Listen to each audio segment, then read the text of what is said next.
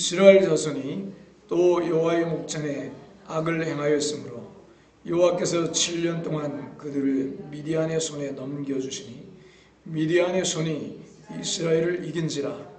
이스라엘 자손이 미디안으로 말미암아 산에서 웅덩이와 굴과 산성을 자기들을 위하여 만들었으며 이스라엘이 파종한 때면 미디안과 아말렉과 동방 사람들이 치러 올라와서 진을 치고 가사에 이르도록 토지 소산을 멸하여 이스라엘 가운데에 먹을 것을 남겨두지 아니하며 양이나 소나 나귀도 남기지 아니하니 이는 그들이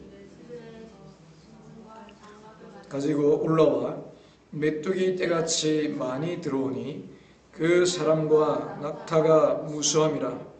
그들이 그 땅에 들어와 멸하려 하니 이스라엘이 미디안으로 말미암아 궁핍함이 심한지라. 이에 이스라엘 자손이 여호와께 부르짖었더라. 이스라엘 자손이 미디안으로 말미암아 여호와께 부르짖었으므로 여호와께서 이스라엘 자손에게 한 선지자를 보내시니 그가 그들에게 이르되 여호와께서 이같이 말씀하시기를 이스라엘의 하나님 내가 너희를 애굽에서 인도하여 내며 너희를 그 종되었던 집에서 나오게 하여 애굽 사람의 손과 너희를 학대하는 모든 자의 손에서 너희를 건져내고 그들을 너희 앞에서 쫓아내고 그 땅을 너희에게 주었으며 내가 또 너희에게 이르기를 나는 너희의 하나님 여호와이니 너희가 거주하는 아모리 사람의 땅의 신들을 두려워하지 말라 하였으나 너희가 내 목소리를 듣지 아니하였느니라 하셨다 하니라. 아멘. 25절부터 보겠습니다. 그날 밤에 여호와께서 기드온에게 이르시되 내 아버지에게 있는 수소 곧 7년 된 둘째 수소를 끌어오고 내 아버지에게 있는 바알의 제단을 헐며 그 곁에 아세라상을 찍고 또 이 산성 꼭대기에 내 하나님 여호와를 위하여 규례대로 한 제단을 쌓고 그 둘째 수소를 잡아 내가 찍은 아세라 나무로 번제를 드릴지니라 하시니라. 이에 기드온이 종 10사람을 데리고 여호와께서 그에게 말씀하신 대로 행하되 그의 아버지의 가문과 그 성읍 사람들을 두려워하므로 이 일을 감히 낮에 행하지 못하고 밤에 행하니라.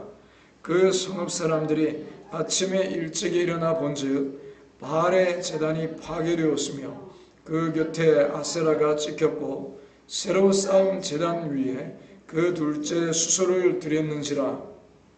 서로 물어 이르되 이것이 누구의 수행인가 하고 그들이 켜 물은 후에 이르되 요아스의 아들 기드온이 이를 행하였도다 하고 성읍 사람들이 요아스에게 이르되 내 아들을 끌어내라.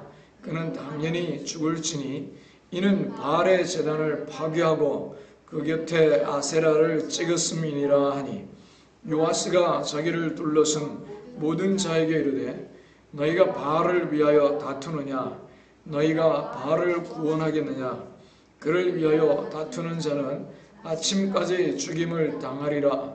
바알이 과연 신일진데 그의 제단을 파괴하였은즉 그가 자신을 위해 다툴 것이니라 하니라. 그날에 기드온을 여룹바알이라 불렀으니 이는 그가 바알의 제단을 파괴하였으므로 바알이 그와 더불어 다툴 것이라 함이었더라. 그때에 미디안과 아말렉과 동방 사람들이 다 함께 모여 요단강을 건너와서 이스라엘 골짜기에 진을 친지라.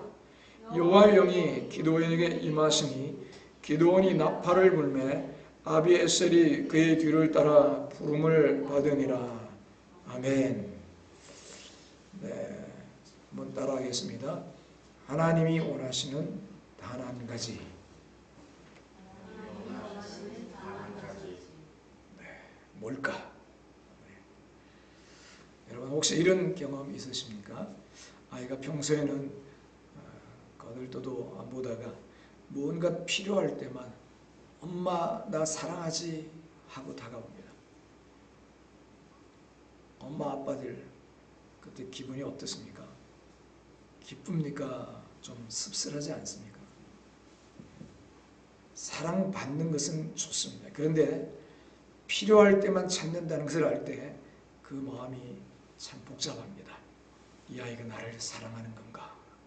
내 지갑을 사랑하는 건가? 오늘 본문 사사기 6장을 읽으면서 저는 그 하나님의 마음이 느껴졌습니다. 끝없이 사랑하셨는데 백성은 고통이 올 때만 찾습니다. 고통이 사라지면 또 떠납니다. 그 반복이 사사기입니다. 그런데 여기서 한 가지 질문이 생깁니다. 하나님은 왜 강제로 끌어당기지 않으실까? 번개를 치고 하늘을 가르고 나 여기 있다 하시면 다들 무릎 꿇을 텐데 왜 그렇게 하지 않으실까요? 왜냐하면 그건 진정한 사랑이 아니기 때문입니다. 두려워서 꿇는 무릎, 하나님은 그것을 원하지 않으십니다. 아쉬워서 참는 기도, 하나님은 그것으로 만족하지 않으십니다. 하나님이 원하시는 것은 딱 한 가지, 마음입니다. 마음. 사랑하는 마음. 오늘 이 본문을 통해 하나님의 그 마음을 함께 읽어보고 싶습니다. 그리고 우리 자신을 그 거울 앞에 세워보고 싶습니다. 사사기 6장 1절을 우리 한 번 더 보겠습니다. 같이 읽겠습니다. 이스라엘 자손이 또 여호와의 목전에 악을 행하였으므로 여호와께서 7년 동안 그들을 미디안의 손에 넘겨주시니 여기서 딱 한 단어가 눈에 걸립니다. 뭘까요? 빨간색 해놨으면 했잖아요. 빨간색. 또입니다. 또. 사사기에는 이 또가 계속 반복됩니다. 또 악을 행하고 또 고통받고 또 부르짖고 또 구원받고 또 악을 행하고 읽다 보면 정말 답답합니다. 얘들아 제발 좀 이라고 외치고 싶어집니다. 그런데 가만히 생각해 보면 이게 이스라엘만의 이야기가 아닙니다. 내 이야기이기도 합니다. 계속 볼까요? 2절입니다. 미디안의 손이 이스라엘을 이긴지라 이스라엘 자손이 미디안으로 말미암아 산에서 웅덩이와 굴과 산성을 자기들 위하여 만들었으며 이스라엘은 7년 동안이나 굴 속에 숨어 지냈습니다. 7년 내내 굴 속에서. 3절입니다. 같이 읽겠습니다. 이스라엘이 파종한 때면 미디안과 아말렉과 동방 사람들이 치러 올라와서 진을 치고 가사에 이르도록 도저히 소산을 멸하여 이스라엘 가운데에 먹을 것을 남겨두지 아니하며 양이나 소나 나귀도 남기지 아니하니. 파종한 때. 파종한 때라는 것은 씨앗을 뿌리고 농사를 시작하려는 바로 그 순간입니다. 자라기도 전에 망쳐놨다는 겁니다. 먹을 것 아껴서 씨앗으로 뿌렸는데 그것까지 아예 쓸모없게 됐다는 거죠. 양도 소도 나귀도 다 끌고 갔습니다. 5절입니다. 5절. 이는 그들의 짐승과 장막을 가지고 올라와 메뚜기 떼같이 많이 들어오니 그 사람과 낙타가 무수함이라. 그들이 그 땅에 들어와 멸하려 하니. 미디안은 잔인했습니다. 낙타를 타고 메뚜기 떼처럼 몰려와 싹쓸이 했다는 것입니다. 여러분 이 장면이 얼마나 비참합니까? 가나안 땅을 얻은 백성이 그 땅에서 굴 속에 숨어 삽니다. 하나님이 주신 땅인데 버젓이 살지 못하고 굴 속에서 살고 있습니다. 이것이 하나님을 떠난 삶의 결과입니다. 그러자 6절에 이렇게 나옵니다. 6절입니다. 이스라엘이 미디안으로 말미암아 궁핍함이 심한지라 이에 이스라엘 자손이 여호와께 부르짖었더라. 고통이 크게 달하자 하나님을 찾습니다. 여기서 부르짖었다라는 단어는 히브리어로 자크라고 합니다. 자크. 절박한 울부짖음입니다. 더 이상 버틸 수 없을 때 터져 나오는 소리입니다. 자크. 저는 이 장면에서 현대인들의 모습이 겹쳐 보입니다. 얼마 전에 이런 기사를 읽었습니다. 한 40대 직장인이 암 진단을 받은 후 20년 만에 다시 교회를 찾았다는 내용입니다. 그는 인터뷰에서 이렇게 말했습니다. 건강할 때는 하나님이 필요 없다고 생각했습니다. 그런데 죽음 앞에 서니까 갑자기 하나님이 생각났습니다. 자아입니다. 비명, 부르짖음입니다. 이것이 나쁜 것입니까? 아닙니다. 하나님은 그 부르짖음도 들으십니다. 그런데 하나님이 원하시는 것은 이것이 전부가 아닙니다. 평화로울 때는 어디 있었습니까? 먹을 것이 있고 입을 것이 있고 살 곳이 있을 때는 하나님이 필요 없었습니까? 이스라엘은 그랬습니다. 여러분, 기도가 히브리어로 두 가지가 있습니다. 두 번째는 팔랄입니다. 팔랄. 일상적인 기도, 평소의 교제, 하나님과 동행하는 삶에서 나오는 기도가 팔랄입니다. 기도하지 않다가 위급할 때 부르짖는 비명이 자아입니다. 이 팔랄은 억지로 짜내는 기도가 아니라 마음이 하나님께 향해 있는 사람에게서 나오는 자연스럽게 흘러나오는 기도입니다. 그런데 안타까운 것은 사사기 평화기에 이 팔랄이 없었다는 것입니다. 하나님에 대한 언급 자체가 사라집니다. 팔랄은 없고 고통이 오면 자아만 있는 것. 이것이 이스라엘의 문제였습니다. 한 집사님이 계셨습니다. 사업이 잘 될 때는 주일도 자주 빠지고 기도도 거의 없었습니다. 그런데 사업이 어려워지자 새벽 기도를 나오기 시작했습니다. 나쁜 것이 아닙니다. 그런데 사업이 회복되자 또 나오지 않았습니다. 그분이 나중에 스스로 이렇게 고백하셨습니다. 저는 하나님을 사랑한 게 아니었어요. 하나님의 도움을 사랑한 거였어요. 이 고백이 얼마나 정직한 고백입니까? 그리고 얼마나 많은 사람의 이야기입니까? 이스라엘의 부르짖자 하나님이 응답하십니다. 그런데 바로 구원자를 보내지 않으십니다. 7절, 8절을 보십시오. 같이 읽겠습니다. 이스라엘 자손이 미디안으로 말미암아 여호와께 부르짖었으므로 여호와께서 이스라엘 자손에게 한 선지자를 보내시니 구원자 전에 선지자를 먼저 보내셨습니다. 왜입니까? 고통만 없애주면 또 떠납니다. 하나님은 그 반복을 끊기 원하셨습니다. 문제의 뿌리를 먼저 다루셔야 했기 때문입니다. 이것이 하나님의 방식입니다. 증상이 아니라 원인을 먼저 다루십니다. 통증만 없애는 게 아니라 병의 뿌리를 먼저 보십니다. 선지자는 이렇게 말합니다. 8절, 9절 같이 읽겠습니다.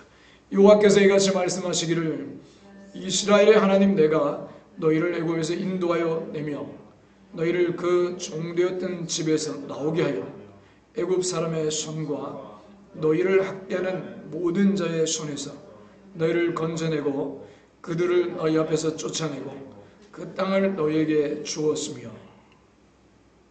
여러분, 이 이야기는요 정죄가 아닙니다. 먼저 하나님이 하신 일을 기억시키십니다. 너희가 잘못했다고 시작하지 않으시고 내가 얼마나 사랑했는지를 먼저 말씀하십니다. 이것이 하나님의 마음입니다.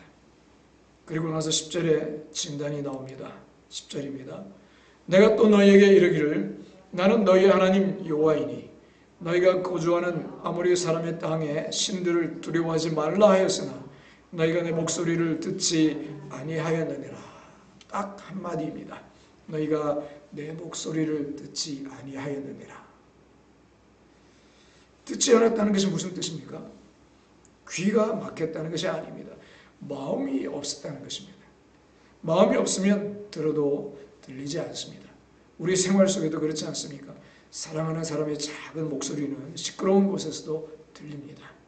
반면 관심 없는 사람은 옆에서 외쳐도 머릿속에 들어오지 않습니다. 이스라엘은 하나님의 말씀이 들리지 않았습니다. 마음이 하나님께 없었기 때문입니다. 하나님은 지금 행동을 지적하시는 것이 아닙니다. 마음을 지적하고 계십니다. 제사를 안 드린 것, 율법을 어긴 것, 그것이 핵심 문제가 아닙니다. 마음이 하나님께로 향하지 않은 것, 그것이 문제입니다. 결혼 상담을 하다 보면 이런 부부를 만납니다. 남편은 돈도 잘 벌고 바람도 안 피우고 폭력도 없습니다. 그런데 아내가 이렇게 말합니다. 저는 이 사람이 저를 사랑하는지 모르겠어요. 왜 그렇습니까? 마음이 없기 때문입니다. 행동은 있는데 마음이 없습니다. 아내는 그것을 느낍니다. 하나님도 그것을 느끼십니다. 예배는 드리는데 마음이 없습니다. 헌금은 내는데 마음이 없습니다. 기도는 하는데 마음이 없습니다. 하나님은 그것을 아십니다. 잠깐 하나님의 입장에서 생각해 보십시다. 끝없이 사랑했습니다. 애굽에서 건지셨고 홍해를 가르셨고 광야에서 먹이셨고 가나안 땅을 주셨습니다. 그런데 그 백성이 잘 살 때는 찾지 않습니다. 힘들 때만 찾습니다. 힘든 것이 해결되면 또 가버립니다. 마음은 항상 바알을 향해 있습니다. 하나님도 얼마나 답답하셨겠습니까? 두려움을 줘서 번개를 쳐서 강제로 마음을 끌 수 있을까요? 왜 이스라엘 백성들은 하나님이 아니라 바알에게로 마음이 향했을까? 이겁니다. 하나님은 광야의 신이지 이 농사를 짓는 신은 바알이야. 바알이 농작물을 잘 되게 하는 신이야. 그러니까 이제 바알을 의지해야 돼. 하나님은 우리 영혼 천국 지옥 가는 것 구원만 관계하시지 내가 먹고 사는 일상의 문제는 내가 열심히 내 힘으로 살아야 돼. 이렇게 생각하는 것 때문에 그런 것입니다. 여러분, 두려움을 줘서 강제로 하나님이 우리를 끌 수 있을까요? 그럴 수는 있습니다. 그러나 하나님이 원하는 건 그것이 아닙니다. 하나님이 원하시는 것은 자발적인 마음입니다. 강제로 끌어당긴 마음은 사랑이 아닙니다. 하나님은 사랑을 원하십니다. 그래서 기다리십니다. 그래서 시편 51편에서 다윗은 우리아를 죽이고 바세바와 간음한 이후 회개하면서 이렇게 기도합니다. 읽어볼까요? 하나님이여, 내 속에 정한 마음을 창조하시고 내 안에 정직한 영을 새롭게 하소서. 주의 구원의 즐거움을 내게 회복시켜 주시고 자원하는 심령을 주사 나를 붙드소서. 여러분, 소리 내서 읽으세요. 좋은 말 할 때 소리 내서 읽으세요. 소리를 내야 우리 영이 움직입니다. 소리를 내야. 소리를 내야 내 내면에 있는 것들이 밖으로 쫓겨나가고요. 말씀이 들어갑니다.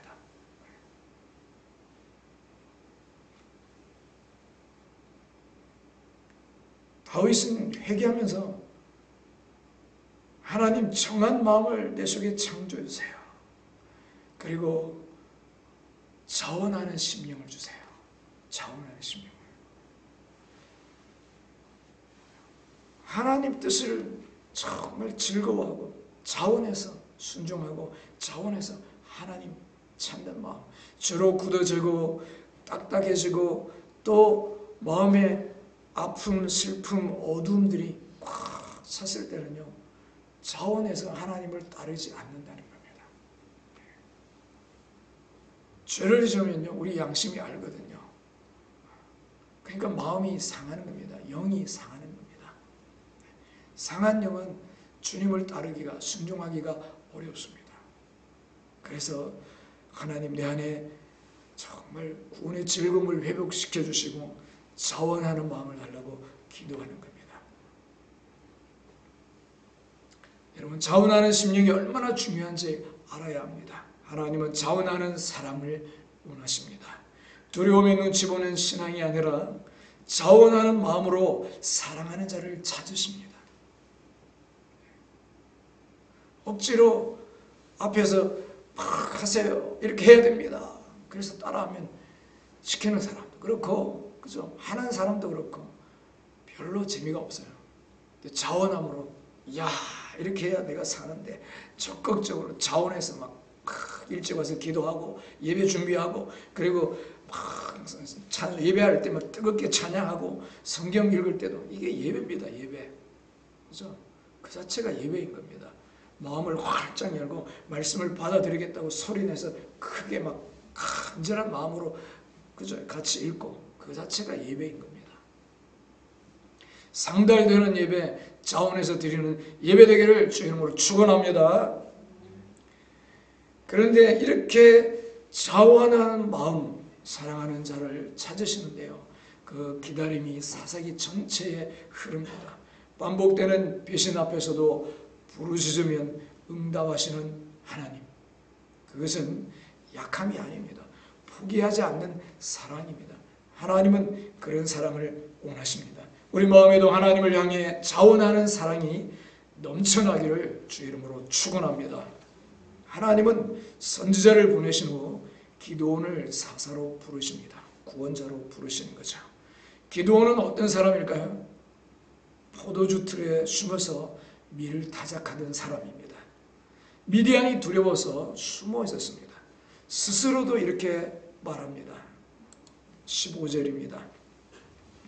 오 주여, 내가 무엇으로 이스라엘을 구원하리이까? 같이 읽겠습니다. 오 주여, 내가 무엇으로 이스라엘을 구원하리이까? 보소서, 나의 집은 므낫세 중에 극히 약하고 나는 내 아버지 집에서 가장 작은 자니이다. 아멘. 가장 작은 자, 가장 두려운 자, 가장 준비 안 된 자, 하나님은 그를 부르셨습니다. 왜입니까? 하나님이 쓰시는 기준은 능력이 아니기 때문입니다. 마음입니다. 마음이 움직이기 시작한 사람, 하나님은 그 사람을 쓰십니다. 이것이 복음입니다.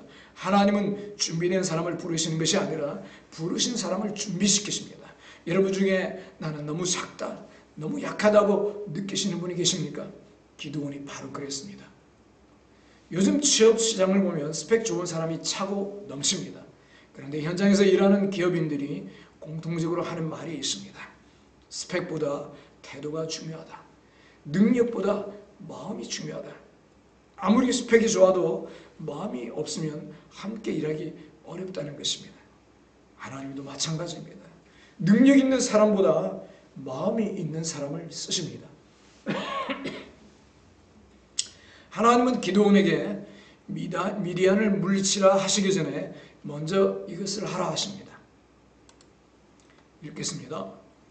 네 아버지에게 있는 바알의 제단을 헐며 그 곁에 아세라상을 찍고 또 이 산성 꼭대기에 네 하나님 여호와를 외워 규례대로 한 제단을 쌓고 바알의 제단을 헐라 우상을 처리하라는 것입니다. 하나님보다 더 사랑하는 것이 우상입니다. 그런데 우리 시대의 우상은 무엇일까요? 돈입니까? 성공입니까? 건강입니까? 노후입니까? 자녀입니까? 외부의 적을 물리치기 전에 먼저 내 안의 것을 정리하라는 것입니다. 왜 이것을 먼저 하라 하셨을까요? 하나님은 손만 빌리는 분이 아니기 때문입니다.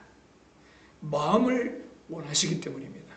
바알을 마음에 품은 채로 미디안과 싸워서 이기면 무엇이 달라집니까? 이긴 후에 또 바알로 돌아갑니다. 하나님은 그것을 원하지 않으셨습니다. 자, 그런데 기드온은 두려웠습니다. 밤에 몰래 합니다. 27절입니다. 시작. 이에 기드온이 종 10사람을 데리고 여호와께서 그에게 말씀하신 대로 행하되 그의 아버지의 가문과 그 성읍 사람들을 두려워하므로 이 일을 감히 낮에 행하지 못하고 밤에 행하니라. 아멘. 낮에 할 용기가 없었습니다. 솔직히 좀 귀엽지 않습니까? 하나님께 부르심을 받았는데 밤에 몰래 합니다. 그런데 그래도 했습니다. 이것이 중요합니다. 두려우면서도 마음이 움직인 것입니다. 그 마음이 하나님께로 향하기 시작한 것입니다. 신앙은 두려움이 완전히 사라진 다음에 시작되는 것이 아닙니다. 두려움을 안고서 한 걸음을 내딛는 것, 그것이 믿음의 시작입니다. 바알 제단이 헐리자 마을 사람들이 기드온을 죽이려 합니다. 그래서 기드온의 아버지 요아스가 이렇게 말합니다. 31절입니다. 바알이 과연 신일진데 그의 제단을 파괴하였은즉 그가 자신을 위해 다툴 것이니라. 아멘. 참 무서운 장면입니다. 사람들이 찾아와가지고 우상의 제단을 헐었다고 죽이겠다고 하는 겁니다. 그러니까 그 기드온의 아버지가 바알이 진짜 신이면 신이 알아서 자기 제단을 지키지 않겠느냐. 왜 사람이 나서서 신을 지키려고 하느냐 하는 겁니다. 여러분, 우상의 무능함이 여기서 드러납니다. 우상을 섬기는 자에게 요구만 합니다. 책임은 지지 않습니다. 요즘 많은 사람이 SNS에 엄청난 시간과 에너지를 쏟아붓습니다. 띠링하면 예 부르셨습니까 주님 하듯이요. 보지 않으면 견디지 못합니다. 저도 핸드폰을 바꾸면서 카카오톡 띡 소리 나는 거를 어떻게 설정을 못해가지고 소리가 안 나도록 그렇게 해놨는데 나중에 보게 되고 하니까 좀 불편하기도 한데 훨씬 편하더라고요. 나중에 수정해가지고 올 때마다 소리 나게 하니까 이게 성가셔요. 근데 소리 안 나는 것도 괜찮더라고요. 소리 안 나면 큰일 날 줄 알았는데 나중에 내가 보고 싶을 때 봐도 그렇게 급하고 막 중요한 일은 아니더라는 겁니다. 진짜 급하면 전화 오겠죠. 그죠? 그러니까 꼭 소리 나게 할 필요가 없더라는 겁니다. 근데 우리는 어떻게 보면 거기에 중독되어 있는 겁니다. 소리 안 나면 막 그냥 이것 만사 제쳐놓고 거기에 달려가서 켜서 보는 겁니다. 또 인스타, 페이스북, 그죠? 좋아요 하나에 하루 기분이 결정됩니다. 팔로우 수에 자존감이 달려 있습니다. 그런데 SNS는 한 번도 내가 책임질게 라고 말한 적이 없습니다. 요구만 합니다. 더 올려라, 더 보여줘라, 더 예뻐져라. 그리고 결국 공허함만 남깁니다. 이것이 우상의 본질입니다. 그런데 바알 제단을 헌직 후 33절에서 미디안, 아말렉, 동방 사람들이 한꺼번에 몰려옵니다. 연합군이 오는 거죠. 이스라엘을 치겠다고요. 우상 제단을 허물고 나니까 연합군이 갑자기 그냥 미디안만 오는 정도가 아니고 연합군이 옵니다. 이럴 때 사람들이 믿음 없는 사람들은 이런 얘기합니다. 봐, 왜 쓸데없는 짓 했어? 네가 그러니까 정말 이렇게 어려움을 당하지. 마치 바알이 화가 난 것처럼, 그죠? 보통 사람 눈에는요, 엎친 데 덮친 격입니다. 우리가 하나님 뜻대로 살려고 할 때 어떤 때는요 결단하고 순종하고 또 어떤 때는 마음 먹고 기도하면요 오히려 일이 더 안 되는 것 같아요. 그러나 마음이 정화된 사람에게는 다릅니다. 한꺼번에 몰려오는 적은 한꺼번에 박살내기 위해 하나님이 모아놓으신 것뿐입니다. 여러분 출애굽을 생각해 보세요. 홍해 앞에 선 이스라엘, 뒤에서는요 애굽 전차 600대가 달려옵니다. 당시 세계 최강 군사력이었습니다. 앞은 바다, 뒤는 군대, 완전 절망이었습니다. 그런데 하나님은 그 절망을 기회로 쓰셨습니다. 바다를 가르시고 이스라엘은 건너게 하시고 애굽 군대는 완전히 수장시켜 버립니다. 한꺼번에 적군을 끝내버렸습니다. 34절에 이렇게 나옵니다. 함께 읽겠습니다. 여호와의 영이 기드온에게 임하시니 아멘. 마음이 하나님께 돌아온 사람에게 하나님의 영이 임하십니다. 하나님 함께 하십니다. 하나님이 역사하신다면 끝인 겁니다. 그것이 전부입니다. 사랑하는 성도 여러분, 오늘 본문에서 하나님이 원하신 것은 단 한 가지였습니다. 마음입니다. 이스라엘의 문제는 행동이 아니었습니다. 마음이 하나님께로 향하지 않은 것이었습니다. 하나님의 도움을 원했지 하나님을 원하지 않았습니다. 저는 오늘 여러분께 이렇게 여쭤보고 싶습니다. 나는 하나님을 원하는가? 하나님의 도움을 원하는가?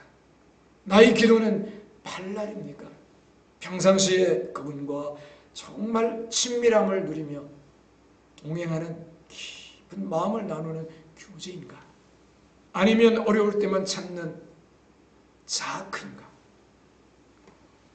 평소에 마음이 하나님께 향해 있습니까? 고통이 와야 향합니까? 그런데 여기서 정말 중요한 것이 있습니다. 지금 이 질문 앞에서 나는 자아크밖에 없었구나 라고 느끼시는 분이 계십니까? 정죄하지 마십시오. 그것이 회개의 시작입니다. 그 마음이 하나님께로 돌아오는 첫 걸음입니다. 예수님이 왜 오셨을까요? 우리가 마음을 들을 수 없는 존재가 되었기 때문입니다. 죄로 인해서 상하고 굳으시고 마음을 들으려고 해도 마음이 움직이지가 않는 겁니다. 죄가 우리 마음을 하나님께서 완전히 돌려놓았습니다. 그래서 예수님이 오셔서 그 죄를 십자가에서 해결하셨습니다. 이제 우리는 마음을 들을 수 있는 존재가 되었습니다.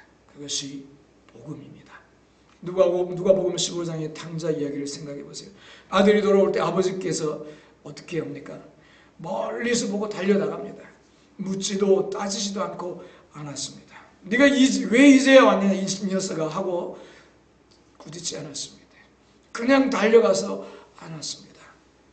하나님이 그런 분이십니다. 지금 이 순간 마음이 하나님께로 돌아오는 그 사람을 향해 하나님은 달려오십니다.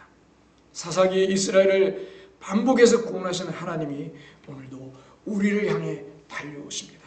하나님은 지금도 강제로 끌어당기지 않으십니다. 기다리십니다.